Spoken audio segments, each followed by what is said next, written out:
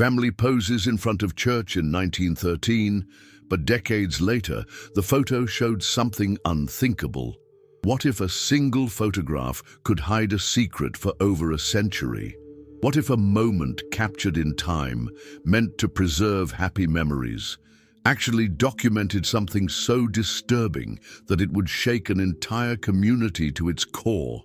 Today, we're diving into one of the most chilling photographic mysteries in American history, a seemingly innocent family portrait taken in front of St. Mary's Church in Millbrook, Connecticut in 1913. For decades, this photo sat quietly in family albums, passed down through generations.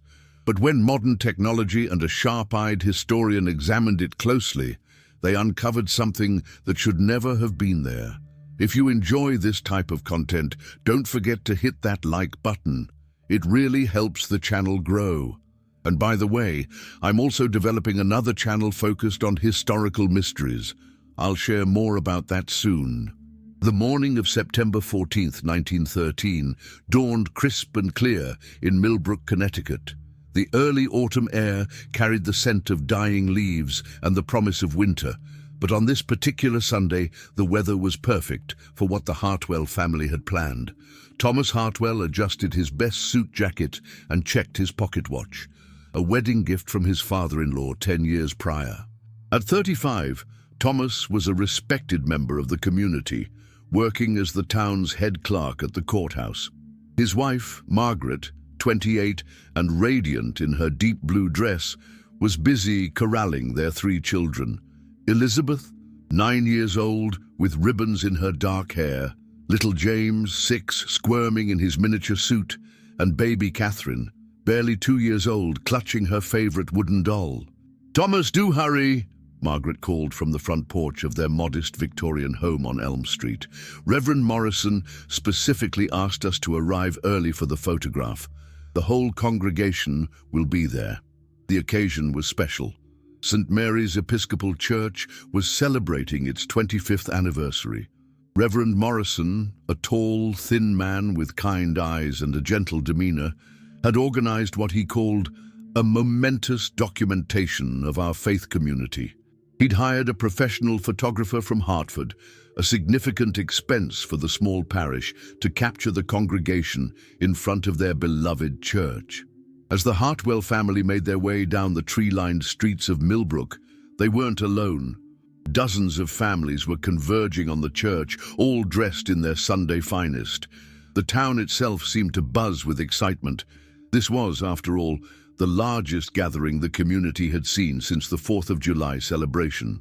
St. Mary's Church stood majestically at the end of Church Street, its Gothic Revival architecture a testament to the faith and dedication of the community that had built it in 1888. The stone facade, imported from quarries in nearby Vermont, gleamed in the morning sun. Twin spires reached toward the heavens, and the large rose window above the main entrance cast colorful patterns on the ground as the sun filtered through its stained glass. By 10:30 a.m., nearly the entire congregation had assembled. There were the Millers, who ran the town's general store, the Cooksons, whose farm provided most of the area's dairy products, the widow, Mrs. Pemberton, who despite her advancing years never missed a service, and dozens of other families who formed the backbone of this tight-knit community. Photographer Samuel Whitmore, a distinguished man in his 50s with a carefully waxed mustache, had arrived earlier that morning with his large-format camera and tripod. He'd spent considerable time positioning his equipment to capture both the magnificent church facade and the assembled congregation. The camera, a massive wooden contraption with brass fittings, required precise adjustments and perfect lighting conditions. "Ladies and gentlemen," Reverend Morrison called out in his resonant voice, "Mr. Whitmore is ready to capture our historic moment. Please arrange yourselves as we discussed. Families with small children in front, tall gentlemen in the back." The positioning took nearly 20 minutes. Margaret Hartwell found herself in the second row, holding baby Catherine, while Elizabeth and James stood beside her. Thomas positioned himself directly behind them, his hands resting protectively on his wife's shoulders. The entire scene was one of community, faith, and prosperity. Everything that small-town America represented in the years before the Great War would change everything. Mrs. Pemberton, despite being in her 70s, had insisted on standing rather than sitting in one of the chairs provided for the elderly. "I've stood for every important moment in this church's history," she declared, "and I won't start sitting now." Her weathered hands clutched a small prayer book, and her steel-grey hair was pulled back in a severe bun beneath her best hat. Young Timothy Miller, barely 14, stood fidgeting in the back row next to his father. He'd been given special permission to miss his usual Sunday school class to participate in the photograph. The boy's eyes kept darting around, taking in all the adult conversations and the unusual excitement of the morning. As photographer Whitmore made his final adjustments, checking the light meter and ensuring his plates were properly loaded, he called out, "Everyone remain perfectly still when I give the signal. The exposure will take several seconds, so no movement whatsoever. Think pleasant thoughts and hold your positions." The September sun climbed higher, casting the church's shadow in sharp relief against the ground. A gentle breeze rustled the maple trees that lined the church property, their leaves just beginning to show the first hints of autumn color. The scene was picturesque, exactly what future generations would imagine when they thought of small-town American life at the turn of the century. "On my count," Whitmore announced, disappearing beneath the black cloth that covered his camera. 3, 2, 1. The flash powder ignited with a bright pop and a small cloud of smoke. For those few seconds, the entire congregation held their breath, frozen in time. Children suppressed giggles, adults maintained their serious expressions, and everyone tried to look their most dignified for posterity. Little did they know that in those few seconds, the camera had captured something that shouldn't have been there. Something that would remain hidden for over a century, waiting for the right eyes to discover it. "Excellent," Whitmore declared, emerging from beneath his cloth. "That should produce a magnificent photograph. You'll all have a wonderful memento of this special day." After the photograph was taken, the congregation filed into the church for the regular Sunday service. The photographer packed his equipment and departed for Hartford, promising to deliver the finished photographs within 2 weeks. Life in Millbrook continued its peaceful rhythm, and no one gave the photograph another thought. If you're enjoying this story so far, don't forget to hit that like button and subscribe. It really helps me continue creating content like this. 97 years later, Dr. Rebecca Chen, a professor of American history at Yale University, was conducting research for her book on New England community life in the early 20th century. Her specialty was photographic documentation of rural American communities, and she had a particular interest in how these historical images could reveal social structures and hidden aspects of daily life that written records often missed. It was a cold February morning in 2010 when Dr. Chen received a call from Patricia Hartwell Morrison, a 78-year-old retired librarian living in Hartford. Patricia was the great-granddaughter of Thomas and Margaret Hartwell, and she had been methodically organizing her family's photographs and documents before donating them to the Connecticut Historical Society. "Professor Chen," Patricia's voice crackled through the phone. "I have a photograph that might interest you for your research. It's from 1913, taken in front of St. Mary's Church in Millbrook. My great-grandparents and most of the town are in it." "Doctor." Chen's interest was immediately piqued. Photographs from 1913 were relatively rare, and group community photos were particularly valuable for her research. "I'd be very interested in seeing it, Mrs. Morrison. Would you be available to meet this week?" 3 days later, Dr. Chen sat in Patricia's well-appointed living room in Hartford's historic district, carefully examining the photograph. It was in remarkably good condition, preserved in an old family album and protected from light and moisture. The image was crisp and clear, showing dozens of people arranged in front of a beautiful Gothic revival church. "This is extraordinary," Dr. Chen murmured, adjusting her reading glasses. The detail is incredible.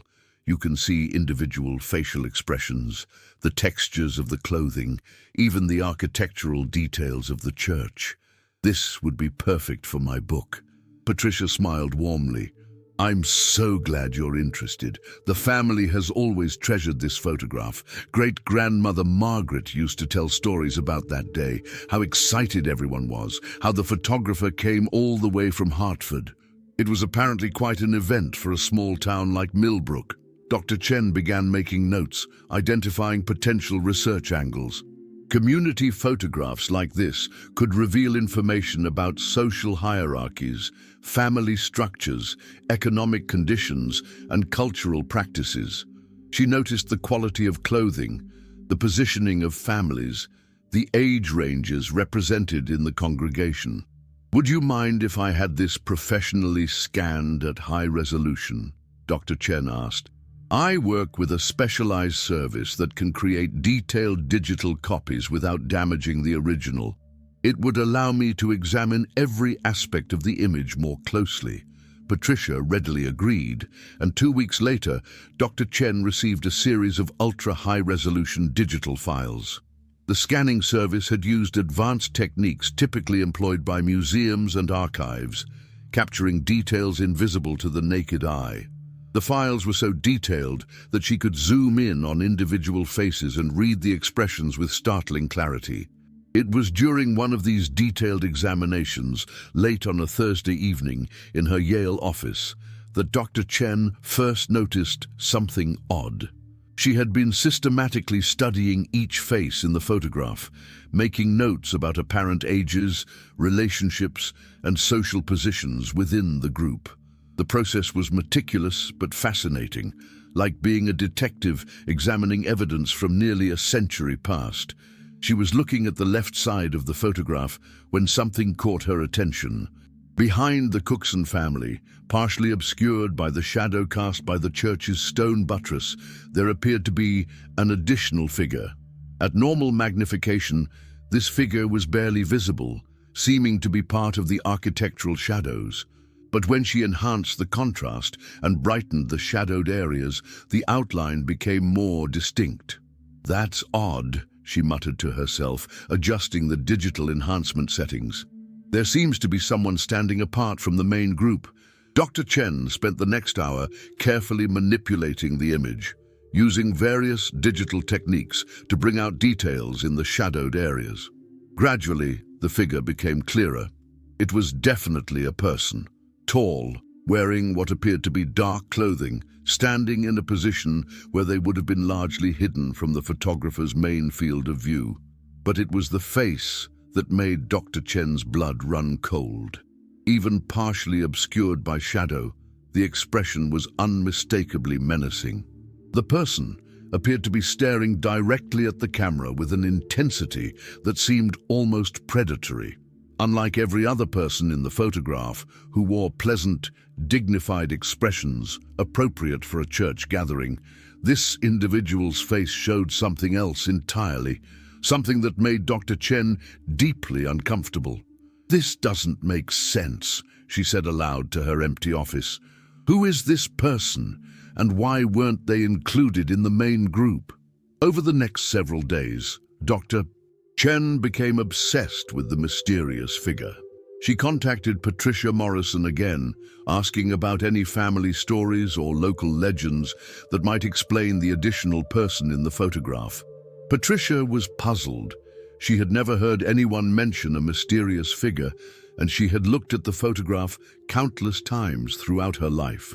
"Are you certain you're seeing another person?" Patricia asked during their phone conversation. "Could it perhaps be a shadow or some trick of the light?" Dr. Chen assured her that it was definitely a human figure, and she arranged to meet Patricia again to show her the enhanced images. When Patricia saw the enhanced photograph on Dr. Chen's laptop, her reaction was immediate and visceral. "Oh my goodness," Patricia whispered, her hand flying to her throat. "Who is that? That face? There's something terribly wrong about that face." The two women stared at the screen in uncomfortable silence. The enhanced image made the figure's presence undeniable. and the malevolent expression was clearly visible. "Professor Chen," Patricia said slowly, "I think we need to find out who this person was and why they were there that day. This is no longer just about historical documentation. This is about something much more disturbing. Leave a comment below about what you think about this discovery so far." Dr. Chen's investigation began in earnest the following week. Her first stop was the Millbrook Historical Society, housed in a charming 19th century building that had once served as the town's library. The current director, an elderly gentleman named Harold Brewster, had lived in Millbrook his entire life and was something of a walking encyclopedia of local history. "A mysterious figure in the 1913 church photograph," Harold mused, stroking his white beard thoughtfully. "That's fascinating. I've seen that photograph many times over the years. It's one of our most treasured historical documents, but I must admit I never noticed anyone who seemed out of place." Harold led Dr. Chen to the Society's archive room, where boxes of photographs, documents, and local newspapers dating back to the town's founding were carefully preserved. If there was anything unusual happening in September 1913, it would likely be mentioned in the Millbrook Gazette. Let me pull those issues for you. The newspaper archives revealed that September 1913 had been a relatively quiet time in Millbrook. The usual reports of church socials, farm news, and local business announcements filled the pages. However, in the September 20th edition, just 6 days after the photograph was taken, Dr. Chen found something that made her pulse quicken. The headline read, "Local man disappears. Family fears foul play." Nishi. The article described the disappearance of Marcus Thornfield, a 28-year-old laborer who had been working on various construction projects around town. According to the report, Thornfield had been seen on the evening of September 13th, the day before the church photograph, but failed to return to his boarding house on Maple Street. His landlady, Mrs. Edith Crawley, had reported his absence to the sheriff when he missed paying his weekly rent. Dr. Chen felt a chill as she read the physical description. Thornfield is described as tall and lean, with dark hair and an intense demeanor. Those who knew him reported that he was a solitary man, given to fits of anger, and was known to carry a grudge against certain members of the community. "Harold," Dr. Chen called out, "do you have any more information about this Marcus Thornfield? Any photographs of him?" Harold joined her at the archive table and examined the newspaper clipping. "Thornfield. Yes, I remember stories about him from my grandfather. Not pleasant stories, I'm afraid. He was apparently a difficult man. There were rumors that he had made threats against several local families." After hours of searching through additional documents, they discovered more disturbing information. In the weeks leading up to his disappearance, Marcus Thornfield had been involved in several disputes. He'd been fired from a construction job at the Miller farm for threatening the owner's daughter. The Cookson family had complained to the sheriff about Thornfield trespassing on their property and making threatening gestures toward their children. Most significantly, there had been an incident involving the Hartwell family just 2 weeks before the church photograph. According to a sheriff's report dated August 30th, 1913, Thornfield had been found lurking outside the Hartwell home on Elm Street. When confronted by Thomas Hartwell, Thornfield had made vague threats about making them all pay and had to be escorted away by Deputy Sheriff Coleman. "This is becoming very disturbing," Dr. Chen murmured. "If this is indeed Marcus Thornfield in the photograph, what was he doing there? And why was he hiding in the shadows?" Harold's expression had grown increasingly grave as they uncovered more documents. "Professor, there's something else you should know. Marcus Thornfield was never found. The investigation was called off after a few months, and he was presumed to have left town. But some people always believed something more sinister had happened to him. That evening, Dr. Chen returned to her hotel room and spent hours comparing the enhanced photograph with the physical description of Marcus Thornfield from the newspaper reports. The height, build, and dark hair all seemed to match. But it was impossible to be certain based on the shadowy image alone. The next morning brought a breakthrough. Harold called Dr. Chen with exciting news. He had located Marcus Thornfield's employment records from the town clerk's office. More importantly, he had found something that would help them make a positive identification. "Professor, you need to see this," Harold said when Dr. Chen arrived at the Historical Society. "I found Thornfield's application for work with the town road crew from 1912. Look at this." The document included a detailed physical description required for employment records: height, weight, hair color, eye color, and most significantly, distinguishing marks. According to the form, Marcus Thornfield had a prominent scar running from his left temple to his jawline, the result of an accident during his previous job in a Hartford factory. Dr. Chen immediately returned to her enhanced photograph. Using digital magnification techniques, she focused on the left side of the mysterious figure's face. There, partially visible despite the shadows and photographic limitations of 1913, was an unmistakable dark line running down the left side of the face. "It's him," Dr. Chen whispered. "It's definitely Marcus Thornfield." But this identification only deepened the mystery. Why was a man who had been making threats against community members hiding in the shadows during what was supposed to be a joyful community gathering? What were his intentions that day? And most disturbingly, what had happened to him after the photograph was taken? Dr. Chen's investigation took on new urgency. She began contacting descendants of other families who appeared in the photograph, hoping to find additional stories or family legends that might shed light on the events of that September day. The call that changed everything came from an unexpected source. Mrs. Dorothy Miller, great-niece of the Miller family who had owned the general store, contacted Dr. Chen after hearing about her research through Patricia Morrison. "Professor Chen," Dorothy said, her voice shaky, "I think I know what happened to Marcus Thornfield. My great-aunt left some papers when she died, and there's something in there about that church photograph day, something terrible. If you're finding this story fascinating, please leave a like and subscribe to the channel. Your support means everything." Dr. Chen met Dorothy Miller at a small cafe in Hartford the following afternoon. Dorothy was a woman in her 70s, well-dressed and articulate, but there was an obvious nervousness about her as she clutched a worn manila folder. "Professor, what I'm about to share with you has been a family secret for nearly a century," Dorothy began, her voice barely above a whisper. "My great-aunt Sarah Miller was only 16 in 1913, but she witnessed something that day that haunted her for the rest of her life." Dorothy opened the folder and withdrew several handwritten pages, yellowed with age. "Aunt Sarah wrote this account in 1963 on the 50th anniversary of that photograph. She said she couldn't die with this secret, but she also couldn't bear to tell anyone while the other witnesses were still alive." Dr. Chen leaned forward as Dorothy began to read from the faded pages. "I have carried this burden for 50 years, and I can carry it no longer. On September 14th, 1913, the day our church community gathered for that blessed photograph, something evil walked among us.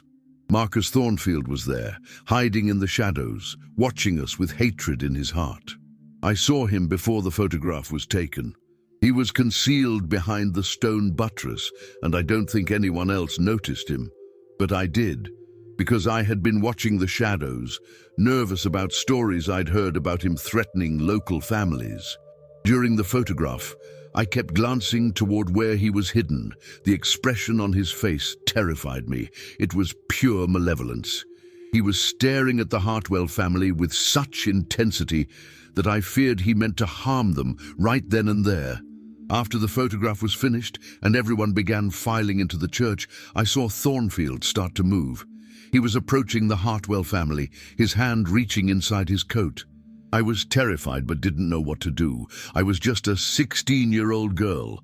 That's when Mr. Benjamin Cookson saw him too.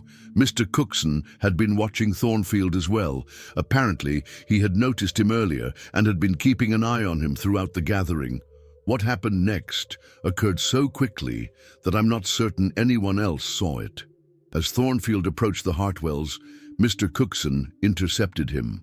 There was a brief, violent struggle behind the church, away from the main group. I heard a terrible sound, a cry that was cut short. When Mr. Cookson returned a few minutes later, he was alone.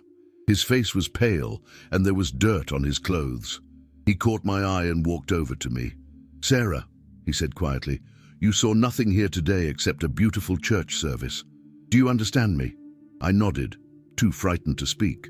Mr. Cookson was a good man, a deacon of our church, a father and husband. I trusted him completely, and I knew that whatever had happened, it was to protect our community. Mr. Cookson organized a small group of men, my father, Thomas Hartwell, and Deputy Coleman among them. They worked through that evening and into the night. I don't know exactly what they did, but I know that Marcus Thornfield was never seen again. In the days that followed, when the sheriff conducted his investigation into Thornfield's disappearance, these same men provided alibis for each other. They spoke of seeing Thornfield leave town on foot, heading toward the railroad tracks. The investigation was perfunctory at best. Thornfield had no family, few friends, and the community was frankly relieved to be rid of him. I have lived with this knowledge for 50 years. I have watched Mr. Cookson and the other men live honorable lives, raise their families, and serve our community with distinction. I have seen how the Hartwell children, Elizabeth, James, and little Catherine, grew up safe and happy, never knowing how close they came to tragedy that September day. I believe these men acted to protect innocent lives. Marcus Thornfield came to that church gathering with violence in his heart, and they stopped him before he could carry out whatever terrible plan he had conceived. I will take this secret to my grave, as I believe the other witnesses have done. But I needed to write it down, if only to acknowledge what I saw and to honor the courage of those men who protected us all. Dorothy finished reading and looked up at Dr. Chen with tears in her eyes. Aunt Sarah never spoke of this to anyone while she was alive. I found these pages among her belongings after she passed away in 1985. Dr. Chen sat in stunned silence for several moments, processing the implications of what she had just heard. "Dorothy, this explains so much. The malevolent expression we see in the photograph, the positioning behind the church, the fact that Thornfield disappeared immediately afterward." "There's more," Dorothy said, withdrawing another document from the folder. "I did some research of my own after reading Aunt Sarah's account. I found records showing that in late September 1913, just 2 weeks after the photograph, the men mentioned in her story, Benjamin Cookson, Thomas Hartwell, Sarah's father William Miller, and Deputy Coleman, all made significant donations to have the church basement expanded." Dr. Chen felt a chill as she realized the implication. "They needed to dispose of evidence." "I believe so," Dorothy nodded gravely. "The basement expansion project was completed that winter, with concrete flooring installed throughout. According to the church records, the work was done entirely by volunteer labor, the same men mentioned in Aunt Sarah's account. The two women sat in contemplative silence, both understanding that they had uncovered not just a historical mystery, but evidence of a community's collective decision to protect itself from a dangerous individual.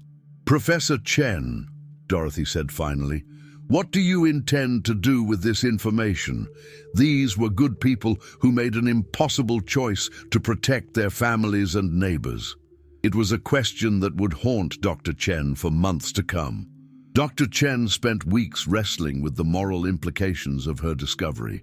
She had uncovered what appeared to be evidence of vigilante justice from 1913, but she had also learned about a community that had protected itself from a genuinely dangerous individual who had come to their church gathering with violent intentions. After extensive consultation with her colleagues in the history department and careful consideration of the ethical implications, Dr. Chen made a decision that surprised everyone, including herself. She would tell the story, but she would tell it complete with context. 6 months later, Dr. Chen's book, Hidden Truths: What American Community Photographs Don't Tell Us, was published by Yale University Press. The chapter about the Millbrook Church photograph became one of the most discussed pieces of historical analysis published that year. In her book, Dr. Chen presented the story not as a condemnation of the community's actions, but as a complex examination of how communities dealt with threats in the early 20th century, before modern law enforcement and social services existed. She provided extensive context about Marcus Thornfield's history of threats and violence, the limited options available to rural communities in 1913, and the split-second decision that the men of Millbrook had to make when faced with an imminent threat to innocent lives. The photograph captures more than a community gathering, Dr. Chen wrote. It captures a moment of potential violence that was prevented by the quick thinking and courage of ordinary people who were willing to take extraordinary action to protect their neighbors. The book sparked considerable debate in academic circles and beyond. Some critics argued that Dr. Chen was romanticizing vigilante justice, and that Marcus Thornfield, regardless of his threats and behavior, deserved due process under the law. Others contended that she had presented a thoughtful analysis of how communities functioned in an era when professional law enforcement was limited and response times to rural emergencies could be hours or days. Patricia Morrison, upon reading the book, contacted Dr. Chen to share her thoughts. "Professor, I want you to know that this has brought our family a sense of peace we never knew we needed. For generations, we treasured that photograph as a symbol of our community's faith and togetherness. Now we understand it also represents their courage and willingness to protect each other." Harold Brewster at the Millbrook Historical Society had a more complex reaction. "It's a difficult story to reconcile with our image of that peaceful time," he admitted to Dr. Chen during a follow-up interview. "But it's also important to understand that these were not lawless people acting out of revenge or hatred. They were fathers and mothers, deacons and community leaders who saw an immediate threat to innocent lives and acted to prevent a tragedy." The most unexpected response came from an elderly man named Robert Thornfield, who contacted Dr. Chen 6 months after the book's publication. Robert, it turned out, was Marcus Thornfield's great-nephew, descended from Marcus's brother, who had lived in Massachusetts. "Professor Chen," Robert wrote in his letter, "I want to thank you for the careful way you presented this story. My family has always known that Uncle Marcus was a troubled man. My grandfather used to say that Marcus had been damaged by his experiences working in the factories, and that he had grown increasingly unstable in the years before he disappeared.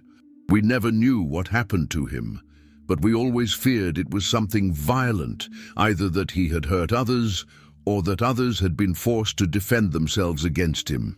Your research has given us answers we never expected to find, and while the truth is difficult, it's better than the uncertainty we've lived with for generations." Dr. Chen found herself reflecting often on the broader implications of her discovery. In her follow-up articles and lectures, she frequently discussed how the photograph served as a reminder that every historical document, every preserved moment from the past, contains layers of meaning that may not be immediately apparent.